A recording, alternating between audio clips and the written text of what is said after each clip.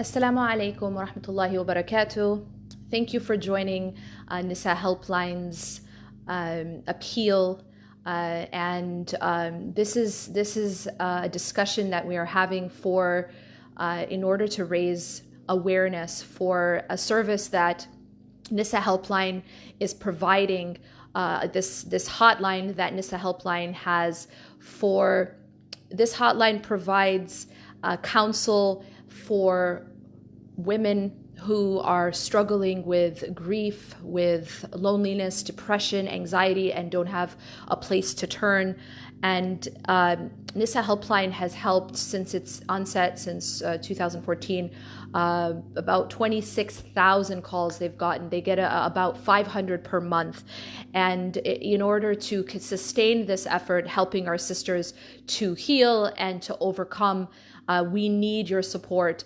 And inshallah, with your support, Nisa Helpline can continue to help sisters who are struggling and don't have somewhere else to turn, struggling to heal, after abuse, or those who are going through abuse, etc. Now, in talking about the subject of how to revitalize ourselves this Ramadan, well, here we are, alhamdulillah. We're almost, we've already entered into the last 10 nights.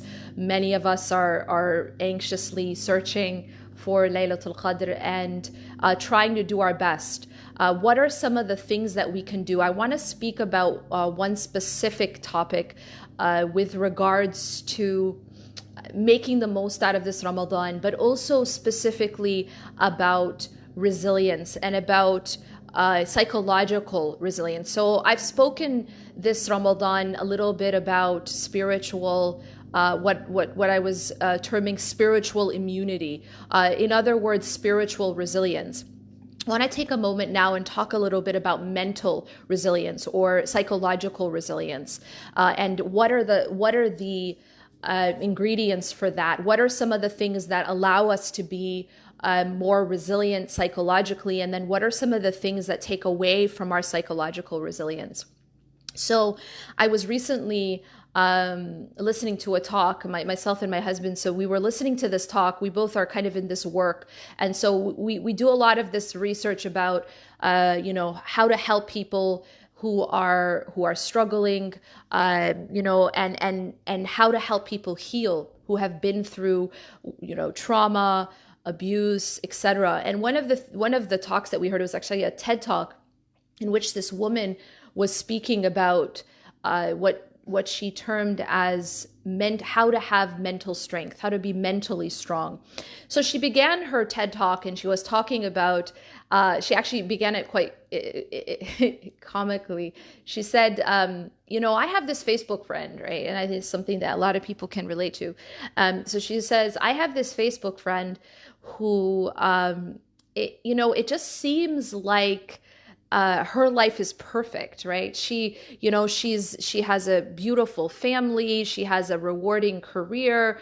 And it just seems like whenever she goes on vacation, she must have a professional photographer with her, because everyone just looks wonderful. And then she says to the audience, how many people kind of have a Facebook friend a little bit like that? And, obviously people raising their hand. And then she said, and how many people sometimes don't like that Facebook friend? And people laughed. But she said that, so she begins this way and she explains that that while this may be a natural feeling, she said that type of thinking actually costs us. It costs us some of our mental strength. And she goes on to explain why that is. So she said that the things that take away mental strength have to do with, first, one of the things is the way in which a person thinks about themselves. So how a person thinks about themselves it can either give you more mental strength or it can take away your mental strength. And she explains how when we think, for example, about ourselves that we have this sense of entitlement or this sense of victimization, that's taking away from our mental strength. So for example, the idea that this world owes us something, and in our Islamic context, the idea that Allah owes me, right? This idea that how could Allah do this to me? And then we go on and we compare ourselves and our lives to other people. So this type of thinking of why me, and why hasn't Allah given me what he gave that person, or why did he give that person and not give me? This questioning of the will of Allah subhanahu wa ta'ala in of course in Islamic context, and this idea that but I am entitled to XYZ, I am entitled to have these things from Allah, that type of thinking is extremely toxic. It's extremely poisonous and destructive to our mental strength. It's interesting because when you look at it from this woman, this woman who was speaking was talking purely from a secular perspective, and she was saying from purely a psychological perspective, this is taking away your mental strength. It's eating away at your psychological resilience, essentially. But if we look at it from an Islamic lens, not only is it taking away from your mental strength, this type of thinking, but it's an indication that we have a disease internally. When we are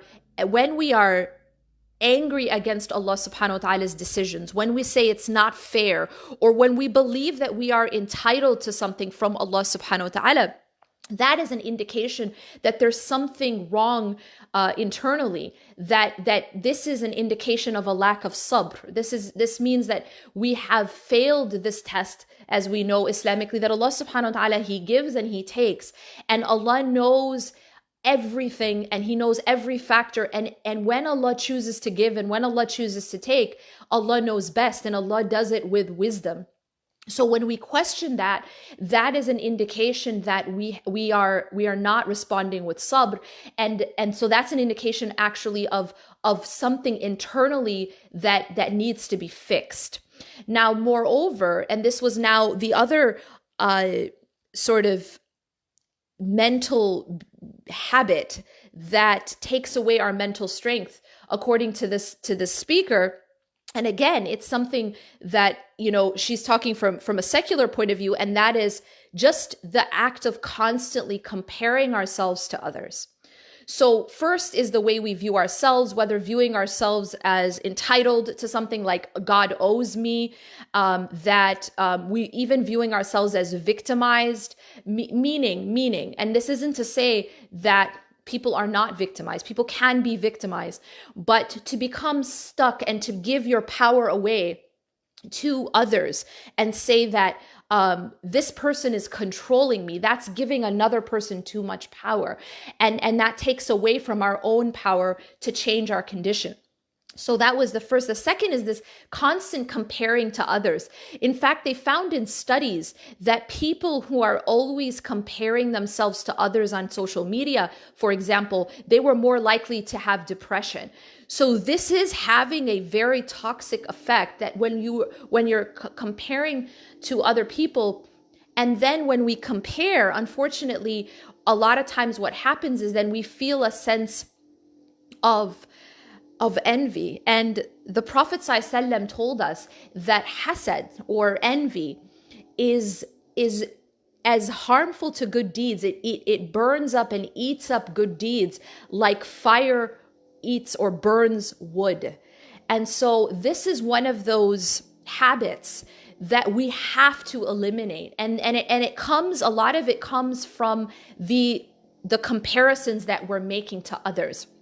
And not being pleased with the decision of Allah subhanahu wa ta'ala, what Allah has chosen to give us and comparing to what Allah has given others. One thing I will mention here about envy is that the root of envy is quite interesting.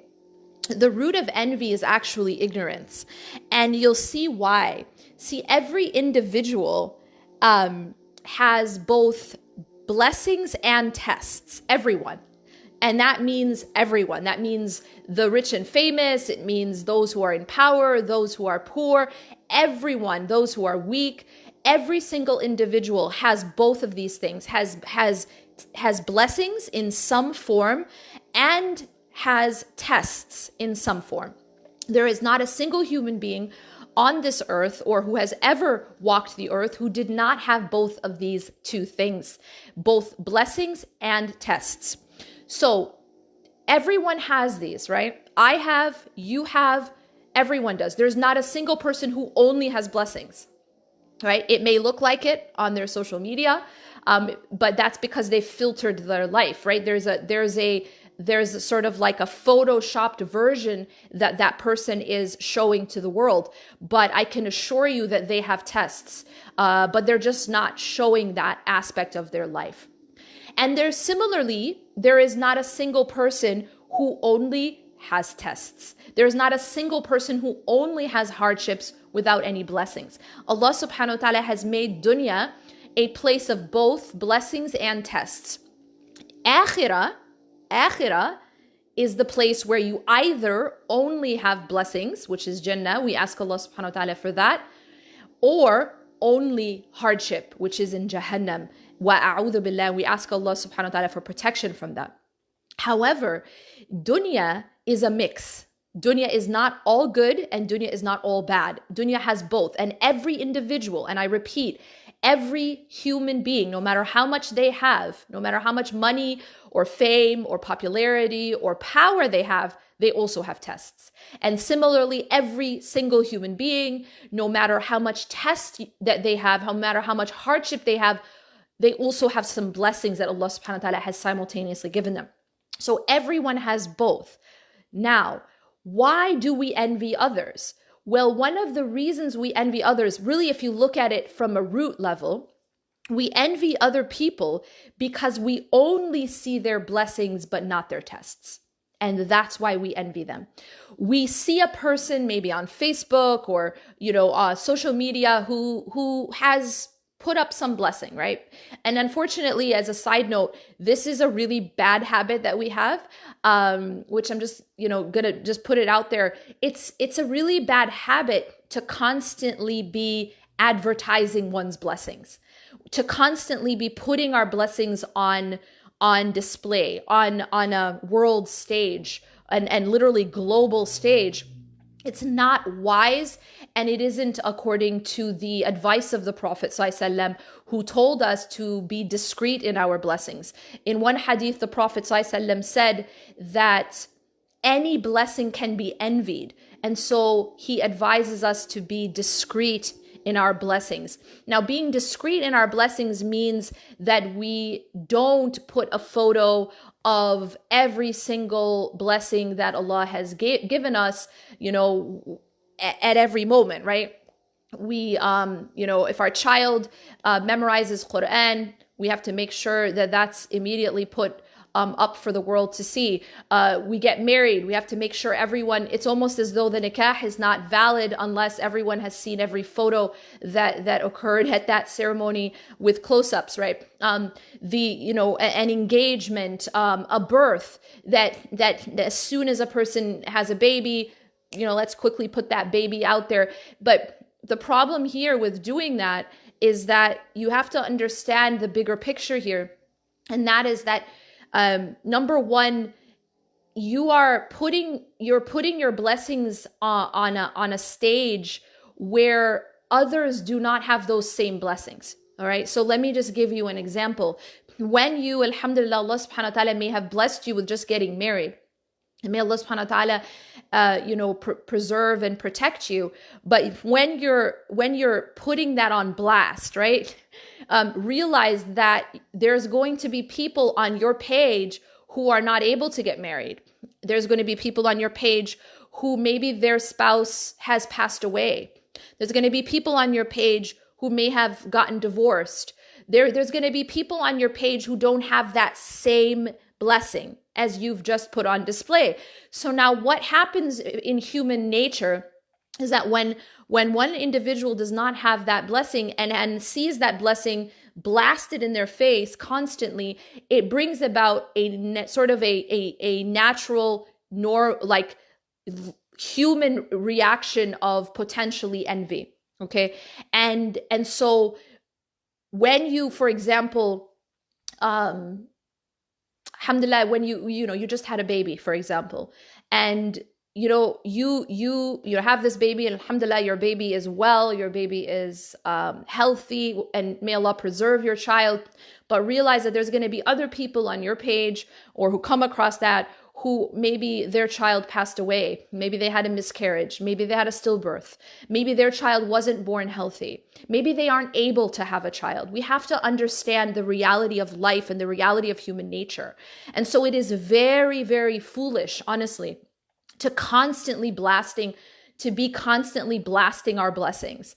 And we're going through a time right now where social media is still relatively new. I believe that hopefully at some point in the future, we'll get a little more clued up about how to use social media in a wise way and how not to use it. But I think right now it's like almost like, you give a kid like a new toy and they're just like so excited about this new toy and they're just like not really necessarily using it in the right way, or, banging it on the floor or whatever, because it's like something very new.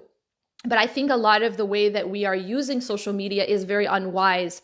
And I hope that inshallah in the future, collectively we'll start to learn that, what are some more wise ways to use social media. But right now, unfortunately, everything is kind of at a peak of like, here's a way to, I don't want to use the word show off, because I don't know anyone's intention. You don't know anyone's intention. We can't say, oh, that person's trying to show off, because that's something in the heart. But it is a stage for displaying one's blessings. It's a space to blast our blessings. And unfortunately, people really are maximizing that, with photos, right? And locations and everything. Like, I mean, people won't eat a sandwich before they first take a photo of it and post it, right? It's like you can't eat until everyone's first seen the photo of what you're about to eat. So it's a strange kind of it's a strange culture we're living in right now. But what I'm saying is that there is a price to pay, and there is a price that we are paying. And one of them is the fact that we are putting our blessings in harm's way, in a sense, because the Prophet ﷺ told us that any blessing can be envied. And so he advises us to be discreet. But now the other side of that equation is what happens to the person on the other side of the screen. And that's, kind of where we have to sort of manage this, because if we are constantly looking at other people's lives and other people's blessings and then comparing them to our own, it can bring about envy. And then here's the other problem. It can also bring about ingratitude for our own blessings. And going back to the point I was making, that every individual has both blessings and tests. And so the reason why we envy another person is because we see their blessings, but we don't see their tests. We see that, mashallah, their child is healthy. Maybe they have a lot of money. Maybe, their child is a hafid, but we don't see what they're going through in their marriage, right? Or we don't see what's happening to their parents who maybe are sick. We don't see their tests because they're not putting that on blast, right? They're not putting their problems out there. They're only putting out what appears to be perfect. And that's the deception really of the social media world that we live in. But we can fall into this trap, right? Because you're looking at someone saying, wow, you know what I mean? Like, look at that person. Look, they have this and they have that. And wow, I wish I had what that person has, right? But you don't see the tests that they have. And for that reason, you envy them. But that's because you don't see the full picture. It reminds me of, the example that we're given in the Quran where we're told that at the time of Musa alayhi salam, there was a man named Qarun who lived, and he was so wealthy, right? He owned so much stuff. In Surah Al-Qasas, Allah describes that he had even just the keys to the things that he owns, right? To his ownership, the keys. to his ownership was something mighty that needed like, a lot of people to hold. It was a lot. He owned a lot and he used to show it off to the people. And Allah subhanahu wa ta'ala says that there were people who would look at him and they would have this type of response of, wow, we wish we had what he has. And that's because these people, they saw his blessing, but they didn't see his test. And what was his test? Well, Qarun, unfortunately, his wealth made him arrogant.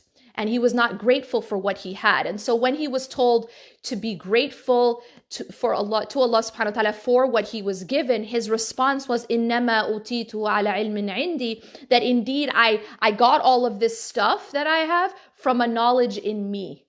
So he was arrogant and he took credit for his blessings. And so that became a test for him. And he failed that test. And Allah subhanahu wa ta'ala tells us that thereafter he was destroyed. And Allah says that the earth swallowed him and his home. And now Allah tells us that then after that, the next day or thereafter, those same people who used to envy him said, thank God. They were grateful that they were not given what he was given. And the reason why they envied him the day before, the reason they envied him before that is because they saw his blessings, but they didn't see the test. And so we have to be very careful about falling into that trap. So there's the two sides of it, right? The one who has the blessing should protect the blessing by not advertising it. But then on the other side is the one who's observing this, this display of ni'am, this display of blessings that we all feel compelled to engage in, right, on social media, that person should also be mindful that we should not be comparing ourselves to others because we only are seeing their blessings but not their tests. And when we do compare ourselves to others and it brings about this disease of envy, it is destroying us. And that is one of the most destructive things to psychological strength, to mental strength. Now, I mentioned something else that happens when we do this, and that is ingratitude. Now, what happens with ingratitude? What brings about ingratitude? Well, back to the original point, everyone has both blessings and tests. So what that means is you and I also have blessings and tests. What brings about ingratitude is when I see my tests but not my blessings.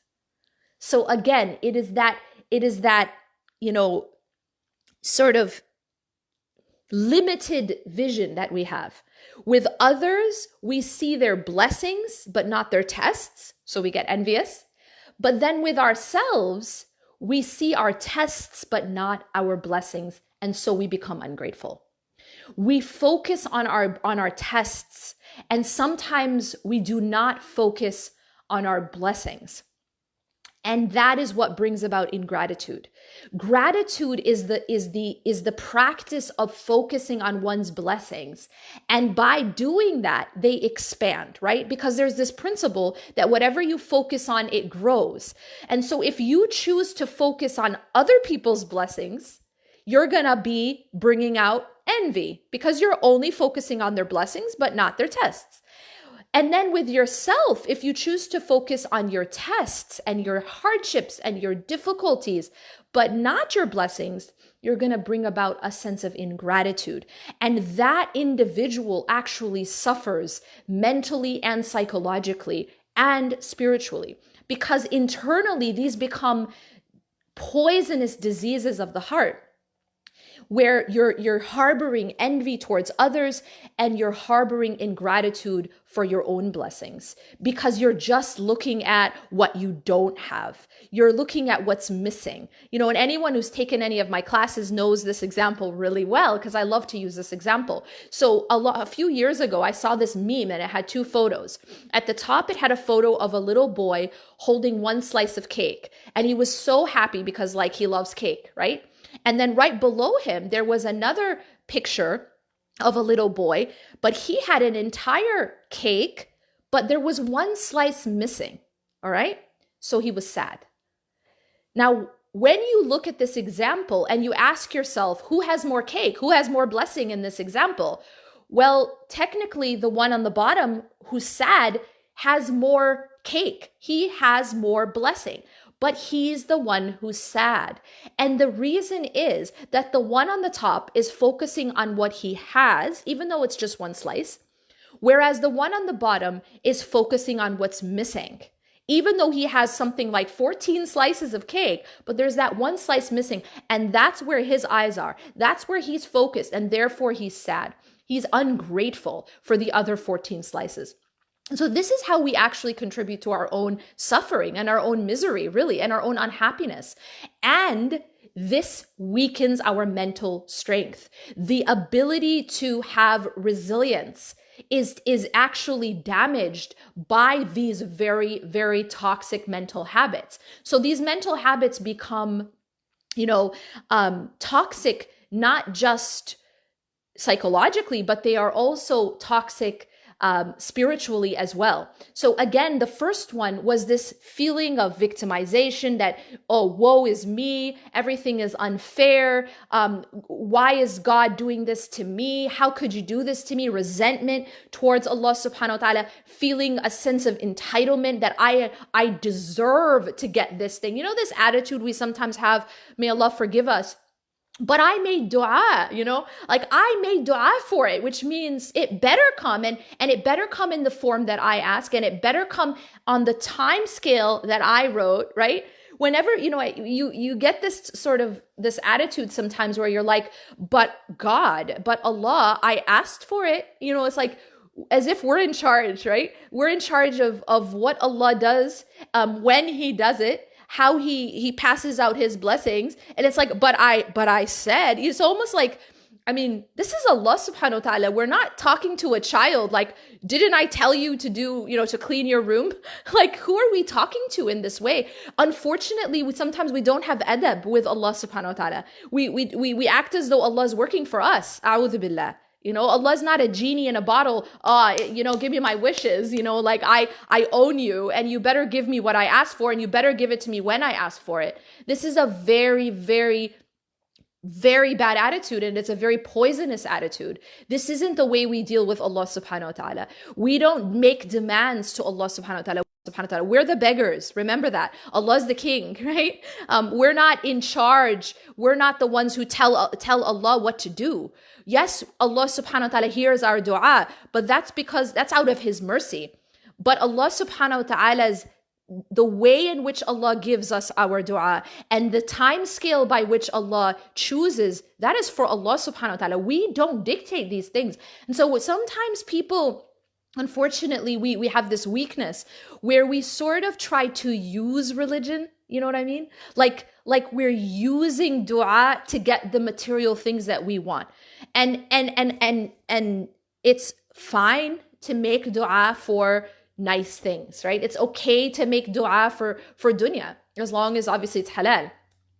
But we have to be careful, because the ultimate objective is not dunya, right? It's almost like our ultimate objective is dunya. It's like, I want a big house. I want this type of spouse. I want this much money. I want this much status. So let's see, how am I going to get there? Well, I heard that we can use religion to get there. There's this thing in religion that we can use called dua. And let's use that to get to our ultimate objective.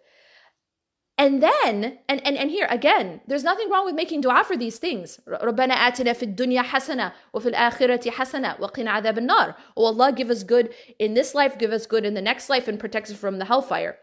Great. But here's the problem, is what is our attitude when we don't get our demands? How are we asking Allah subhanahu wa ta'ala? And then how do we behave when we don't get our way? That's very telling, right? Who's in charge here? Like, who's in charge? Are we in charge, or is Allah in charge? Remember, we need to stay in our lane, right? We need to remember that we are the beggars. We are the beggars. That's why dua is like this, because you're literally begging from Allah subhanahu wa ta'ala. We're the beggars and He is the king. نحن الفقراء. We are the poor and He is the rich. وأنت الغني, right? أنت الغني ونحن الفقراء. You are the rich You are the one who doesn't need anything or anyone, and we are the poor. We are the ones who are begging.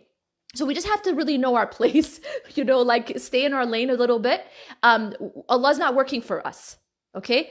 We are working for Allah subhanahu wa ta'ala. And it is out of his generosity that he gives us our dua. It isn't like he owes us. This is the attitude we have to understand, that this attitude of, but I asked, why didn't he give? He owes me. That is poisonous, and we have to be very, very mindful of not having that attitude that Allah owes us something. But ya Allah, I did XYZ. That means you have to repay me in this way. It's almost like, no, like you didn't pay for it. And it's like, when you get mad at like a customer service representative, right?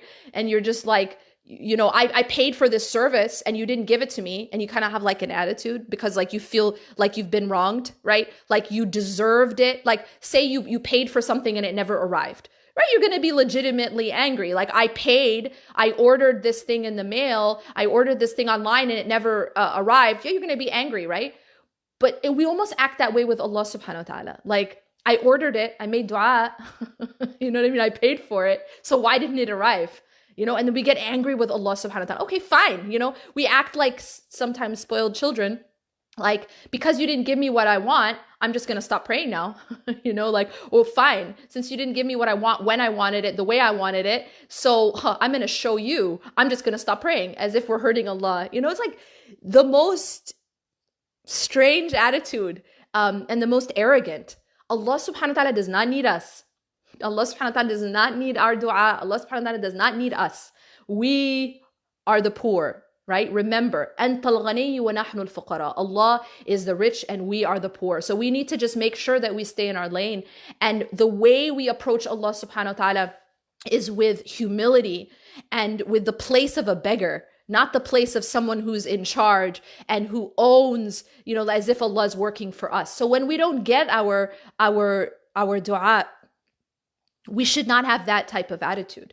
And we should realize that Allah subhanahu wa ta'ala knows best of how and when he responds. And again, realize Allah is not required to respond to us. It is out of his mercy that he is al-mujib, right? He has his attribute is the one who responds. But that's not because he has to. That's something that out of generosity he does for us. So we should be grateful and we should have an attitude of humility and adab with Allah subhanahu wa ta'ala. So this attitude of I deserve, is very toxic. And it's not just toxic spiritually, but it's actually toxic mentally and psychologically. That individual will not be very resilient in times of difficulty. If a person has that type of attitude, that person will not be very good at handling hardships. That person will not be very good at getting back up when they fall.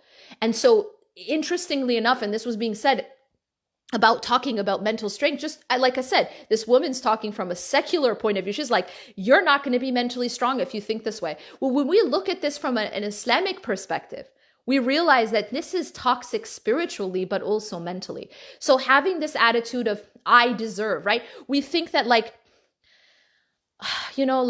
our worship, for example, we become very proud of ourselves. Like, oh, I read the whole Quran, in one night. Like, I didn't do that. I'm just saying, like, say someone's like, I did this amazing thing, so now Allah owes me. And you're like waiting to be, paid.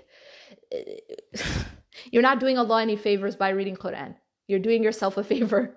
You're not doing Allah any favors by praying all night. You're doing yourself a favor, right? So realize that this is all the karam of Allah, all the generosity of Allah. The fact that Allah rewards us for something that is actually for our own good is just pure generosity. Right? Because when we believe in Allah, when we worship Allah, when we call out to Allah, when we remember Allah, we're actually just doing ourselves a favor. But then he still rewards us for it. That's pure divine generosity. That is not because we are entitled. That is not because we deserve these things. Like we paid for something and now give me my product. No, it doesn't work like that. So this is pure generosity and karam. Allah Kareem. And that's because Allah subhanahu wa ta'ala, his attribute is that he is generous. His attribute is that he is al-Wahhab. He loves to give gifts. Remember that the very nature of a gift is that you don't deserve it, right? You don't deserve a gift. A gift is given because the giver is generous. So always realize that every blessing you have is not because you deserve it. It's not because you did this, so now you're being paid. No, it is the generosity of Allah subhanahu wa ta'ala that you have your gifts and that you have your blessings. So don't have an attitude of entitlement with Allah subhanahu wa ta'ala, or even, or an attitude of resentment when you don't get your way. Realize that everything we have is from the generosity and mercy of Allah subhanahu wa ta'ala. It's not because we deserve it. It's not because we paid for it. And then second was the comparisons with others. Be very, very mindful that we suffer when we are ungrateful. We suffer when we are envious, because that envy burns us internally. That envy burns our good deeds like fire burns wood. And so that envy, more than it hurts the other person, it hurts you. It hurts the one who feels envy.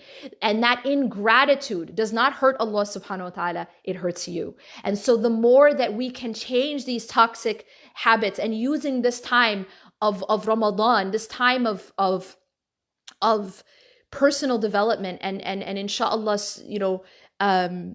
internal, introspection, really, the more that we can use this blessed time to change ourselves, to improve ourselves, the better we will be. And again, it's for your own sake. Allah subhanahu wa ta'ala says again and again in the Quran that if you believe for yourself, that you are the one who's benefiting from your belief. You do not make Allah rich. If all of the people from the beginning of time until the end of time, they came and they were they were all believers, they would not increase Allah's kingdom, right? We don't increase Allah's kingdom. And if every single, the hadith says that if every single human being from the beginning of time till the end of time was as pure and as righteous as the most righteous heart out there, right? So if we were all as righteous as Muhammad sallallahu alaihi wasallam, it would not increase Allah's kingdom any more than, the amount that you could have when you put a needle in the sea. And similarly, if every single human being from the beginning of time till the end of time was as wicked as the most wicked heart, as the most wicked individual, we would not decrease of Allah's kingdom any more than the needle in the sea decreases from the water. So realize that we're not doing Allah any favors by staying up all night and praying. You're doing yourself a favor.